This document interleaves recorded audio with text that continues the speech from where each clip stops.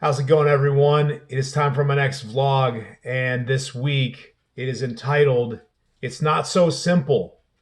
And if you guys watched my last one, I talked about kind of a preview of it.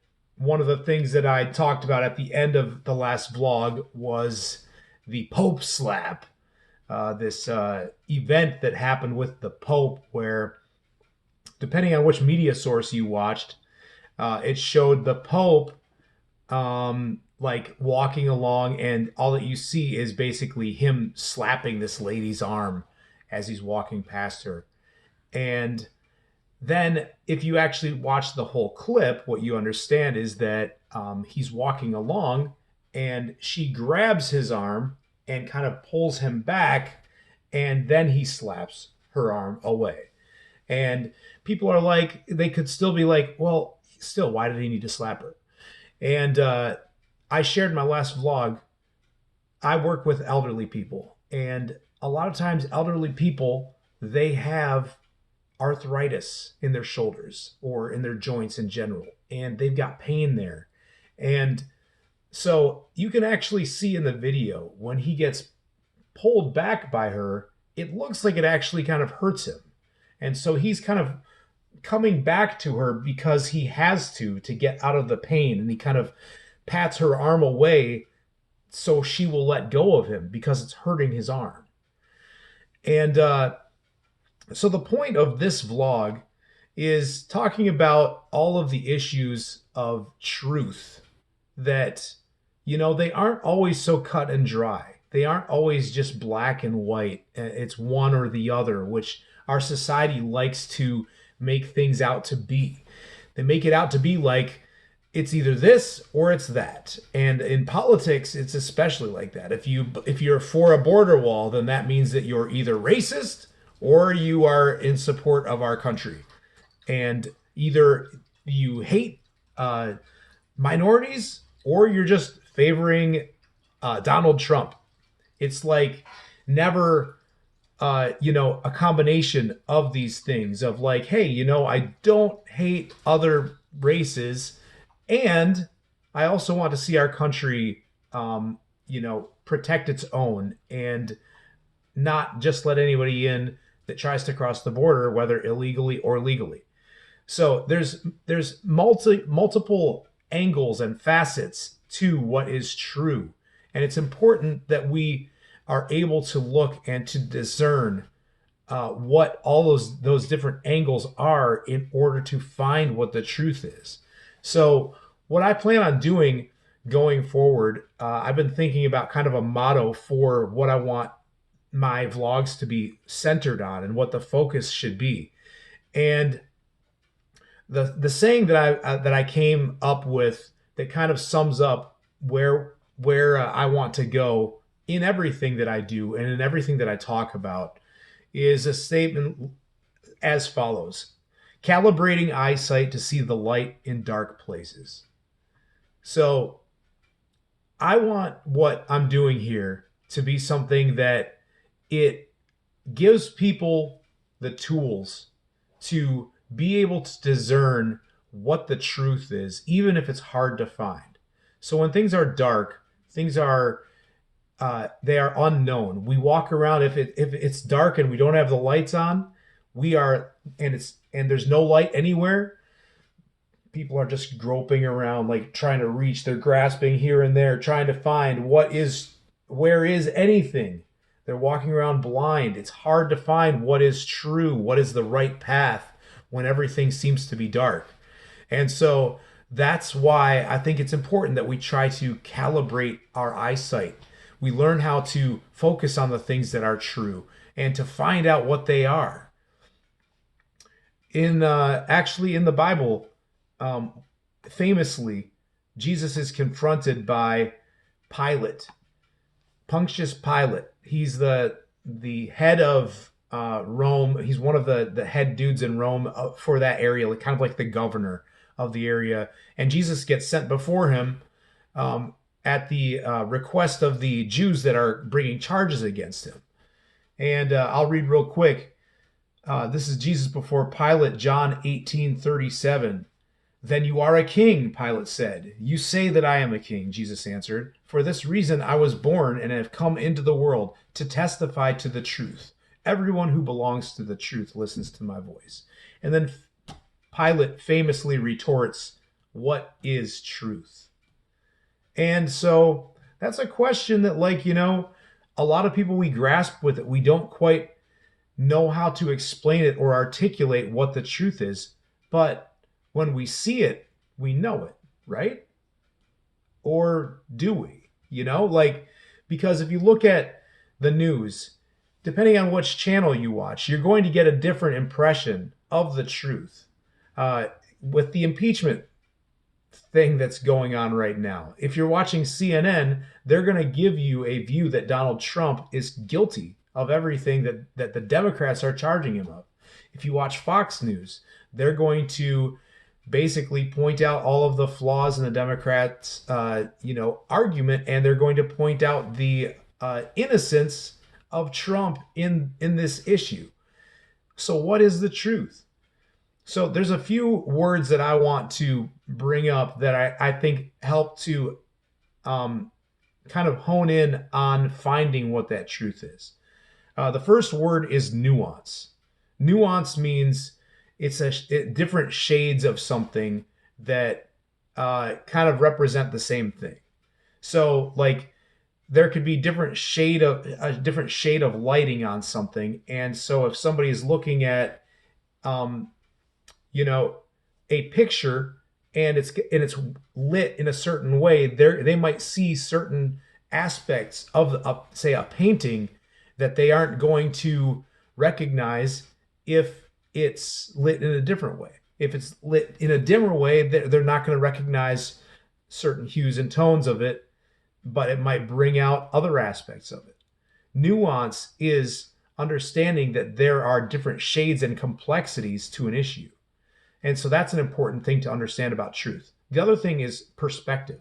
What perspective are you looking from? So in the case of the Pope slap, if you're looking at it from the perspective of somebody that's just watching it happen, maybe even if you're looking at it from the perspective of the woman that got slapped by him, she's saying, why would you do that? You're the Pope. You're supposed to be this holy man who loves everyone, and you're slapping me on the arm. But what if you're looking at it from the Pope's perspective? You're an elderly person, and you've got arthritis and pain in your joints, and somebody just wrenched on that shoulder in that joint and caused you significant pain.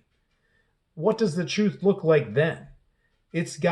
When you're looking at it from different perspectives, it has a different look to it and a different feel to it. So then another word that comes into play with those perspectives is context. Context is getting all of the information surrounding a given event so that way you can know the full body of the truth that is in front of you, the event that just took place, so that way you can make a judgment based off of what is actually happening, the accurate version of the events that just took place. So in the case of this Pope, you can't just look at it from one perspective. If you want the full aspect of the truth, you have to understand that there are multiple perspectives in the full context of that event. Another great event that came up recently, that context is so key. Now, in the news, as of January, I believe it was January 7th, and this is reported by CNN themselves. It was on January 7th that they reported this. CNN settled a lawsuit with, I don't know if you remember, the kid named Nick Sandman. He went to a school called Covington Catholic High School. And him and his classmates were in Washington, D.C. at some field trip, and they happened to have bought hats, Make America Great Again hats, the red hats that Trump always has at his rallies. They happened to have those on while they were at this event, and they were there, and we see this video that goes viral where you got this kid with this smug looking grin on his face as there's a Native American standing in front of him, banging on a drum and like doing chants. And then in the background, you see all of this kid, Nicholas Sandman. You see his classmates, and they're all like shouting and laughing. And it looks as if they are making fun of this Native American man. So CNN took this story, not just CNN, Washington Post, NBC, a bunch of them. They took this story and they ran with it. And they said, look, this kid is taunting a Native American man, spreading racism. And it went everywhere. This kid started to get phone calls, death threats. They had to, I believe, they had to shut down the school for a couple days because of it. And then, lo and behold, a second video comes out in which you can clearly hear that there is a second group of people that's in the background. They call themselves the Black Hebrew Israelites, who are a group of straight up racist black individuals who were shouting racist comments at all of the white kids, saying just inappropriate remarks to them. And while they were doing that, then the Native American guy joins in and comes up and starts banging the drum directly in Nicholas Sandman's face. Nicholas Sandman is standing there just smiling and not moving because he didn't know what else to do. He was trying to de-escalate the situation according to his own testimony. And this second video that showed the different angle, the different perspective, brought fuller context, more context to the situation. And so suddenly, the truth, according to what CNN was purporting, what they were telling, was not the actual truth.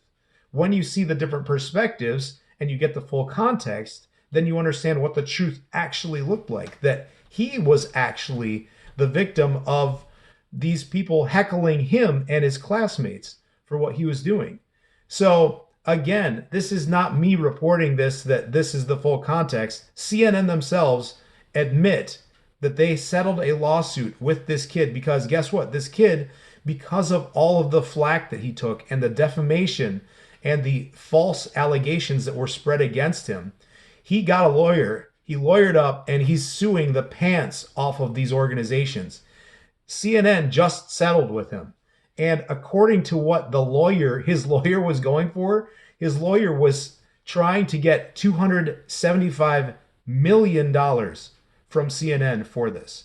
Now, it does not say what the amount was that CNN settled for. And I don't know if it will be that much. However, if it was that much, do you think that CNN, since they're the ones that did it, do you think that they want to admit how much money that they settled with him for? So he's brought a case against the Washington Post, which at first was thrown out because the judge ruled that the Washington Post was just stating opinions, not actual facts. So he let it go, which is interesting because Washington Post was not reporting it as just opinions. But what that does is it suggests that Washington Post isn't really reporting the facts. They're going by opinions. And they settled for that. But then a part of it came back. And so that's still under part of that Washington Post suit has been revisited. And now it is back in the courts. And there's a possibility that they will get settled on that. He's not done with just them. I mean, it's like there were a lot of celebrities that he's going after. And anyways, it's just to show that there are many aspects to the truth, and it's important to know all of it. And so when we're trying to find the truth, that's a huge thing. So another thing that I want to talk about, because of the impeachment, all of this nonsense, there's so much stuff going on. And if you I watched the impeachment trial today, and it was Adam Schiff and the Democrats basically just saying the same thing that they were saying when the House was conducting the impeachment trial in the House of Representatives. They were saying their perspective, in which they said that they stated definitively that Trump did approach the Ukrainian president to try to dig up dirt on a political rival, that being Joe Biden, in order to win the 2020 election. They're stating those things as fact.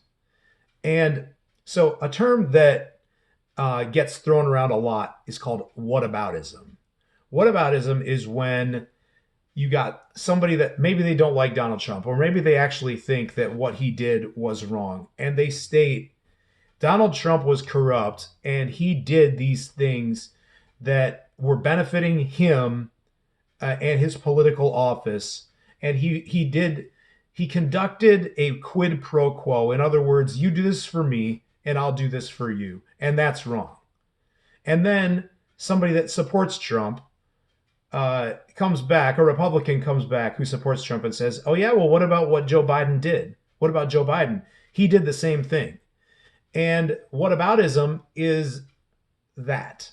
And so a Democrat doesn't want to hear a retort of, well, what about this, when they're bringing up something that they think is serious.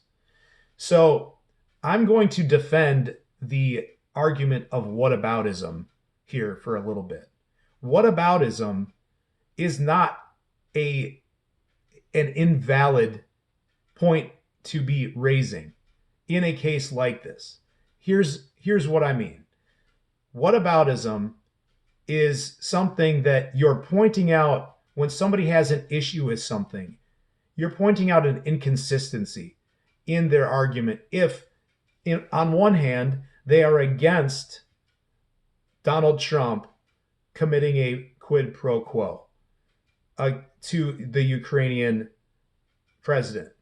On the other hand, you don't have a problem with Joe Biden doing it. That is what whataboutism is bringing about. It's showing the inconsistency in them. So the true answer to Trump doing it, and I don't like it when Trump does it, Joe Biden does it, but I don't care when he does it because, well, I like Joe Biden or whatever, fill in the blank for what your reason is, or whoever is making this argument. The correct response is either, since they are the same thing, the thing that Trump did was wrong, and therefore I must admit that the thing that Joe Biden did was also wrong. I must condemn both of them in order to remain consistent in my argument of saying that this one is wrong. Because if this is the same thing, then you have to acknowledge that they are both wrong. Alternatively, if you say this one is wrong and then somebody points out this one and you're like, oh, well, that's not wrong, and here's why. But if they're the same thing, then you have to say, okay, well, since I see that this person did it and I know that they're not corrupt, this one did the same thing, okay, then I have to cancel both of them. I can no longer hold one up and not argue against the other. I can no longer condemn one and condone the other. So it's either you condemn them both or you condone them both. And that's where we find ourselves with politics right now. And you can take it all the way back to Trump and Hillary Clinton. Because Trump, he did all of this. He was corrupt and he's, abused this and that, and he said horrible things, and he's a racist and blah, blah, blah. Did Hillary do anything that was also corrupt that could be compared to Trump? Oh, yes, it's whataboutism. But are you remaining consistent in your viewpoint? It's one or the other. Now, I'm not going to say one way or the other of what you should believe.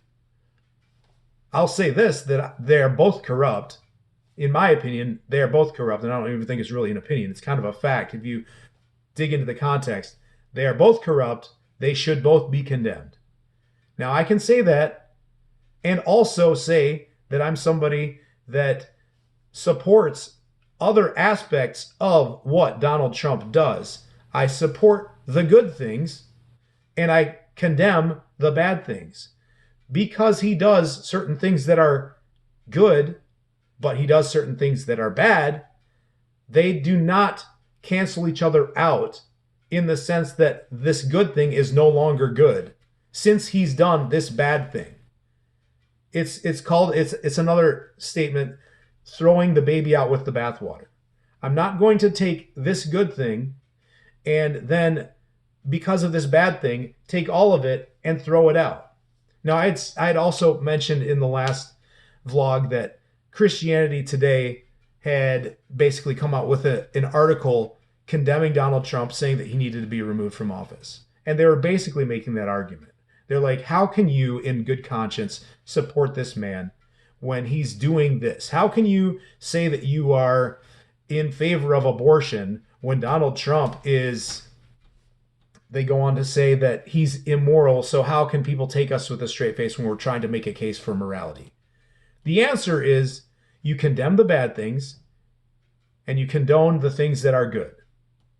And there's not going to be anyone on earth that is perfect in all ways. So with everyone, you must condemn the things that are bad, condone the things that are good. Now, there's also a point that we have to understand that since we are all flawed, that does not negate the fact that we can and should love everyone. There's an old cheesy Christian statement that says, hate the sin, love the sinner. But that's the truth. The only issue that you can really have with that is if you're going to try to say, how dare you say that I'm a sinner? How dare you call me a sinner?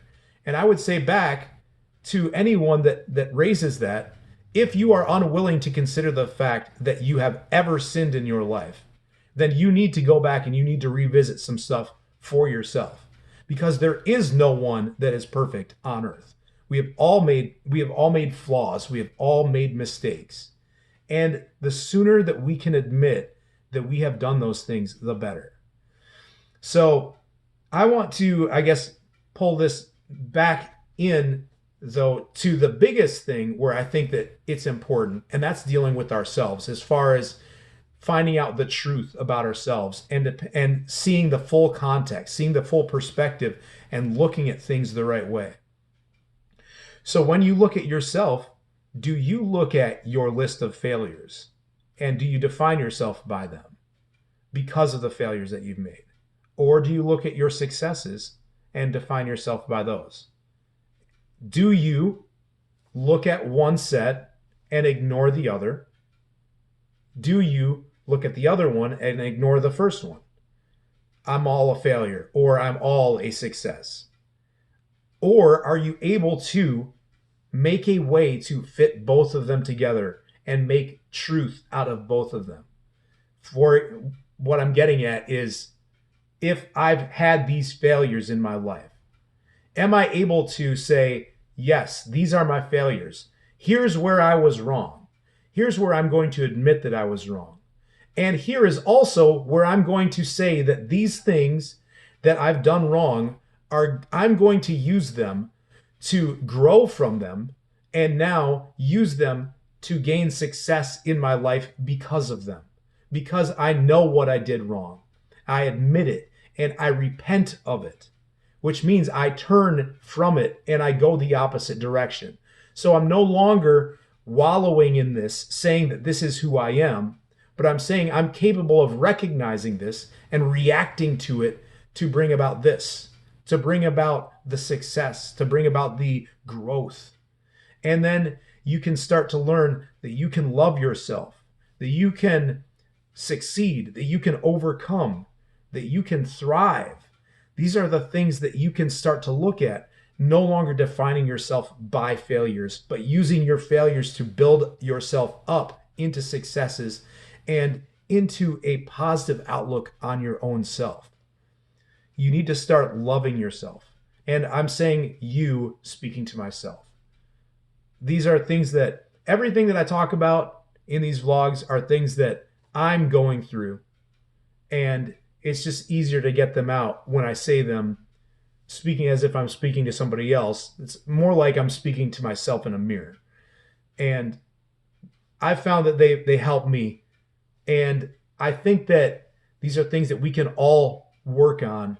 And in understanding different perspectives, different contexts, full contexts, we can start to, even if we disagree with somebody, we can start to see how I can love this person with that different perspective. And I can understand them. I can empathize with them.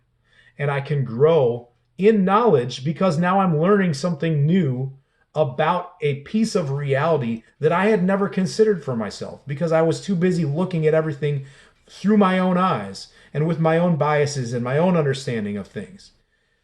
Every single person, I shared this in my last vlog too, every single person on earth assume that they have knowledge of something that you do not, and that you can learn from them.